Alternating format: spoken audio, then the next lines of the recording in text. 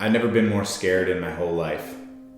This video is going to be a little bit different than my normal videos. Usually I'll come with a lot of energy and there'll be a little bit of funny and you'll have a lot of educational content and a lot of insight. But today I'm just going to peel all the curtains back and just be me. I'm not going to be a mentor or a coach. I'm just going to talk about my experience and what I'm going through. First thing I want to say is this isn't a woe is me video. This isn't about, oh, feel bad for me or give me pity. It's more so just to share what maybe you don't know, whether it's the back end and emotional side of running a business or just being a human being in general and what it's like to be an entrepreneur and seemingly feeling like sometimes you carry all the weight in your shoulders and everything relies on you and you're responsible for everyone's success, and those types of things are really difficult to manage sometimes. And I'm not saying I am that person. We have an amazing team, an unbelievable culture, a fantastic business model, and I know the business is going to be fine with or without me. But that doesn't change the human condition, the human factor of all of this. And the reality is this: all of our time is limited. Unfortunately, that's just the reality of the world that we live in and the reality of our biology. But when you're 28 years old like I am and being presented with something that is so terrifying as open heart surgery, it really makes you reflect. It really makes you reconsider where you are and what you're doing. So I hope this video gives you the opportunity to reflect and to express gratitude and to tell the people you love that you love them, and realign yourself to your missions and your goals, and realign yourself to really what brings you fulfillment, and really finding the presence and the presence of mind to be mindful and excited and happy when you can, and knowing that sadness or depression or feeling anything that isn't anything other than excitement or happiness, those emotions that we call more difficult or more challenging, they're actually the juxtaposition to what makes happiness or excitement or thrill so good, so great. I need to have open heart surgery on the 27th of this month. It's the first surgery I've ever had of any kind, and I'll give you a little bit of back end. When I was 18 years old, I went to a normal doctor's visit, and the doctor noted that I had a heart murmur. So I went to a cardiologist, and at the time I found out that I had a bicuspid aortic valve. To keep this video from being super sciencey and to avoid me showing my sincere inability to express medical jargon, I'll keep it very simple. Your heart's aorta is one of the most important valves in your most important organ in your body, your heart. And essentially what it does is it's supposed to open up in a 3 tricuspid valve, similar to looking like a Mercedes-Benz or peace sign. Opens up the valve so blood can flow through it appropriately without regurgitating or leaking any blood back in. Because I have a bicuspid valve, my heart opens up in 2 folds instead of 3. So there's severe regurgitation, severe leaking of that blood. And this could ultimately lead to heart failure and aortic stenosis and some other things that we won't really discuss in this video. So I've been tracking this bicuspid aortic valve for 10 years. And essentially, it's super common. A lot of people have this, and people can live up to 40, 50, 60 years old and never have to have surgery. And other people, have to have surgery earlier. So back in late 2019, I went to the cardiologist, got the checkup, and they noted now is the time to have surgery. Now, to clarify, this is elective surgery. It is not mandatory in terms of needing it this second, not that we can't wait. Obviously, it's May now. 5 months since the original finding out that we needed the surgery. We had to postpone a couple times, but it thankfully isn't, rushed emergency surgery. But I still need to have it in order to eventually avoid heart failure. And that is the entire reason that I'm doing this. I don't know about you, but when I hear the words open heart surgery, it causes alarm, red flags everywhere, beep, beep, beep. So naturally, when the doctor told me and my wife Shira that, we need to have surgery, it was very alarming to say the least. Ironically, the first thing that I thought of was my business. Like, how can I run my event that we had coming up if I need to have surgery? Or can my clients be taken care of? Or is my wife taken care of? Instead of my personal feelings about it. And the reason why is because it wasn't real yet. Because I didn't need to have it at that moment, and because it wasn't rushing me to the ER then, I had more time to think about it and reconcile psychologically what I was dealing with. And frankly, I never really reconciled it. I just put it away, said I would deal with it when I needed to deal with it.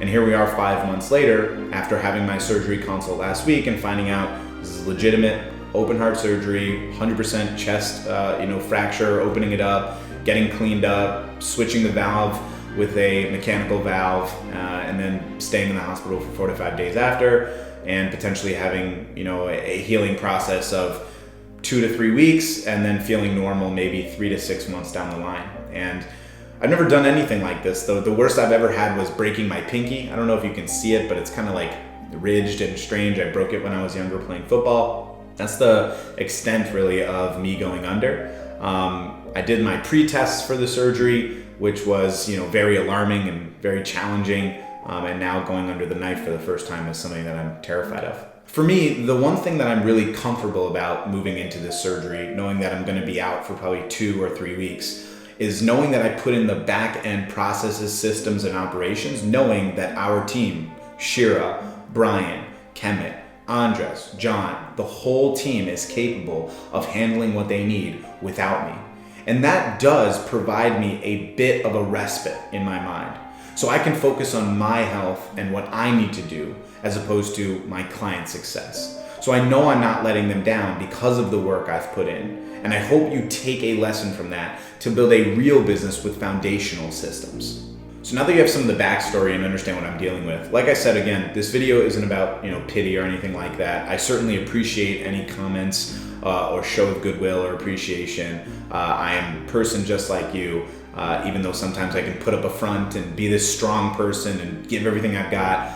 This is extremely difficult. It's the most challenging thing I've ever done in my life, and I don't wish it upon any of you. I wish you nothing but good health, happiness, and success. But with that being said, I will be okay. I will be fine, and I will fight for my own health and my family and everything like that. But I think learning about the entrepreneur condition is really powerful. I think a lot of us wait until something cataclysmic happens in our life to really recognize how important it is to be mindful or to have some perception about what is so good about what we're doing right now. Whether it's the global pandemic, recognizing that you didn't lose your entire life savings or your entire business and your family is happy and healthy, or a close friend got sick and now you realize how happy you are to just be healthy every single day.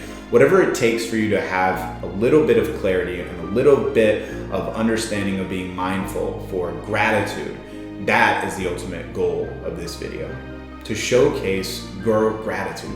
Take 5 minutes every single day and write down 5-10 things that you are grateful for right now. And challenge yourself every day to name something new. Don't make it just monotonous, the same thing. I'm happy for my wife and for my kids and for my business. Change it every day. I'm happy because I love the taste of food that I can have. I'm grateful because I can walk in my neighborhood feeling safe and confident. I'm so happy that I have a bed that I can sleep on and food in the fridge. What are you grateful for every single day? What are you mindful of every single day? I tell people this all the time about lowering the stakes. Lowering the stakes. A sales call, whatever happens, not the end of the world, right? A client cancels, not the end of the world. A client signs up, not the biggest deal you've ever closed. Lowering the stakes consistently makes us, in our mental side of this entrepreneurship journey, not go through these wild roller coasters of emotions.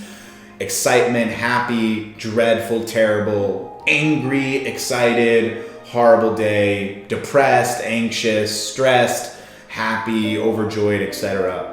These revenue roller coasters, and in this case, emotional roller coasters, are too much to be on. The G-forces are simply too great. And frankly, the reality is we are our own greatest enemy when it comes to running our business in this exact format.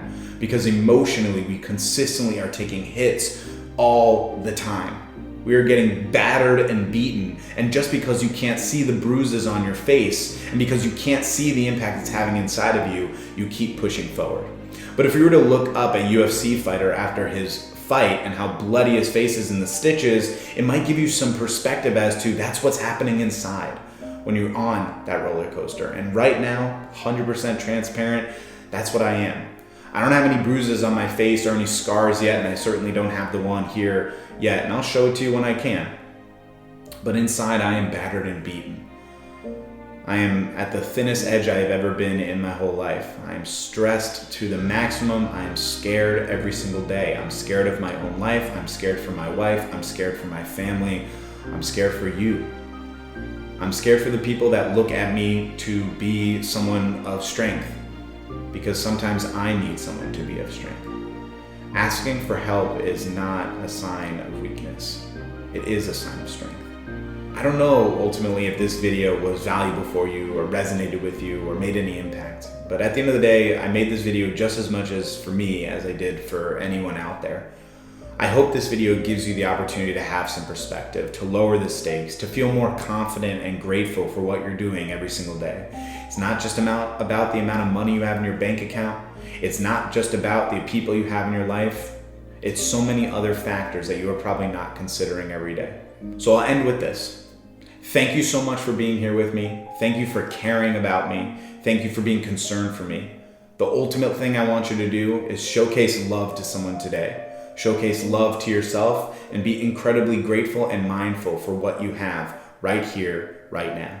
I will be back as soon as I possibly can. I love you, I appreciate you, and I'll talk to you soon.